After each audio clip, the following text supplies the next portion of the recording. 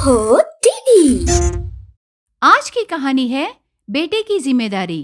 रामापुरम नाम के गांव में सावित्री नाम की एक बूढ़ी औरत रहती थी। वो लगभग 50 साल की थी। उसे शंकर नाम का एक पोता है। शंकर बहुत अच्छा लड़का है। वो उसकी दादी की हर बात मानता है। शंकर के माता पिता उसके बचपन में ही मर जाने पर सावित्री बहुत मेहनत से शंकर को पाल पोस कर बड़ा करती है। 4 घरों में काम करके शंकर को पढ़ाती है। सावित्री की इच्छा के अनुसार शंकर अच्छे से पढ़ाई करता है। एक दिन दादी, एक खुशखबरी है, मुंह खोलो, मीठा खाओ ना। बेटा, मुझे मीठा मत दो, बताओ क्या खुशखबरी है। मुझे नौकरी मिली दादी। बहुत खुशखबरी बोले बेटा। तुम्हारे माता पिता रहते तो बहुत खुश होते।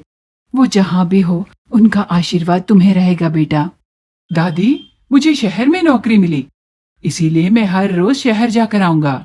क्यों बेटा, हर रोज यहाँ वहाँ घूमना, ऐसे करने से तेरी तबीयत बिगड़ जाएगी। तू शहर में ही एक अच्छा सा घर ढूंढ ले। नहीं दादी, तुम जहाँ रहोगी मैं भी वहीं रहूंगा दादी। ऐसे शंकर अपनी दादी से कहता है। एक हफ्ता बाद सावित्री शंकर के शादी का समारोह की व्यवस्था करती है। उसके दूर के रिश्तेदारों की लड़की देवी को शंकर के लिए देखने जाते हैं।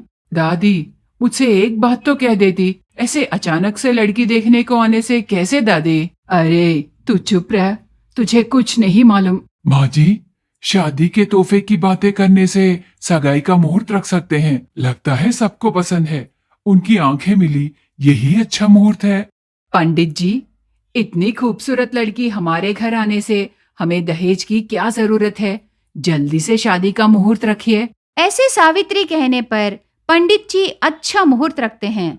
निर्धारित मुहूर्त को ही देवी और शंकर की शादी होती है।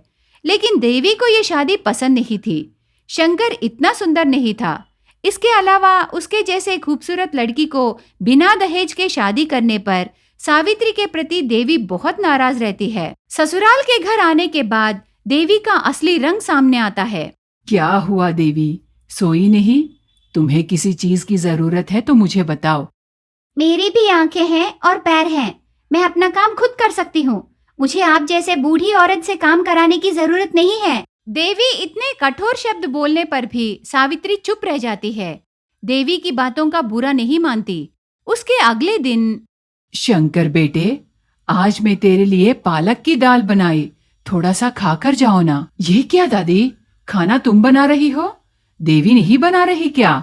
वो इस घर में नई नई आई है ना, हर चीज की आदत पड़ने में कुछ दिन लगेंगे। तुम थोड़ा सा खाकर जाओ बेटा।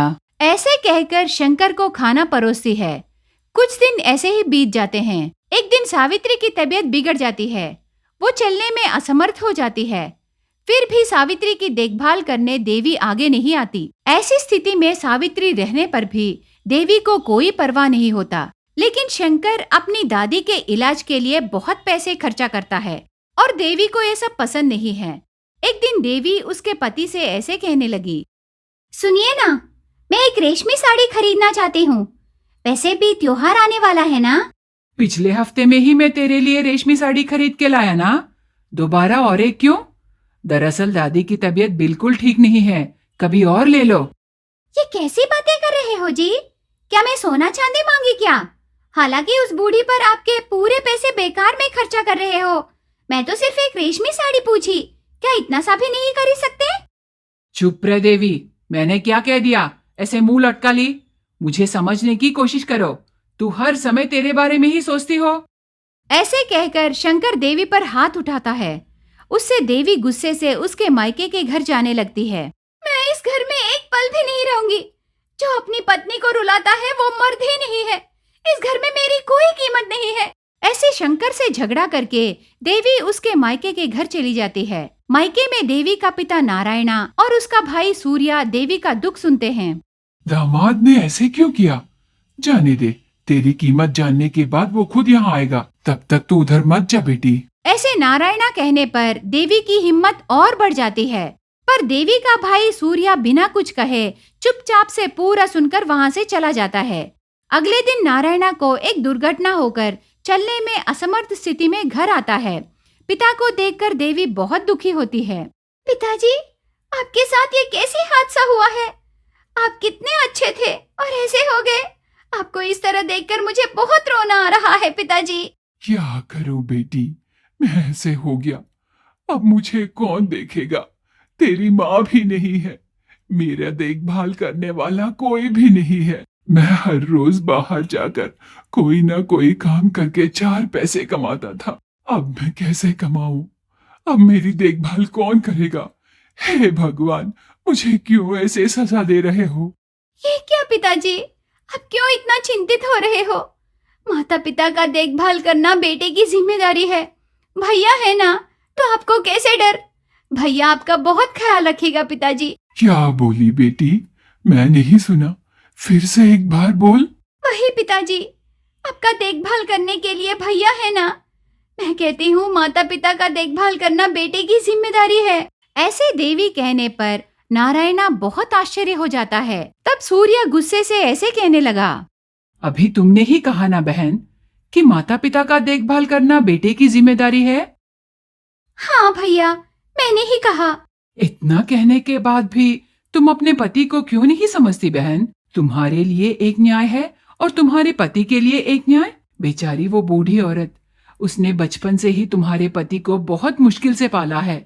ऐसी औरत बीमार होने से तुम्हारा पति उसके इलाज पर पैसे खर्चा करना गलत कैसे हो सकता है? देखो बेटी, कम से कम अभी तो तुम अपनी गलती जान लो। हाँ पिताजी, जब तक भैया नहीं बोले तब तक मुझे एहसास ही नहीं हुआ कि मैंने क्या गलती किया है। मैं उनको समझ नहीं सकी और बहुत परेशान की। मैं कल सुबह ही अपने घर चली जाऊंगी पिताजी। भैया ने मेरी आंखें खोल दी। अच्छा हुआ जो तुझे अपनी गलती का एहसास हुआ है, वही काफी है। मैं बहुत खुश हूँ बहन, कल मैं तुम्हें अपने घर छोड़ दूंगा। तब नारायणा ऊपर उठ के खुशी से मुस्कुराने लगता है। ये क्या पिताजी, आपकी तबीयत ठीक नहीं है, थोड़ा संभाल के रहिए। मुझे कुछ नहीं हुआ बेटी। हमने तुम्हारी आंखें खोलकर तुम्हारे मन को बदलने के लिए हम दोनों ने ऐसे किया है। तुम्हें अपनी गलती का एहसास हुआ है, हमारे लिए इतना ही काफी है। खुश रहो बेटी। ऐसे कहकर नारायणा अपनी बेटी को आशीर्वाद देता है। पिता और बेटा नाटक करके देवी को सही रास्ते पर लाते हैं। देवी को बेटे की जिम्मेदारी का बोध कराते हैं। उससे देवी खुशी से अपने घर जाकर अपने पति शंकर और सावित्री से क्षमा मांगती है। उसके बाद देवी उस घर में खुशी से रहने लगी। ये स्टोरी आपको पसंद आने से हमारे चैनल को सब्सक्राइब कीजिए। Thank you for watching.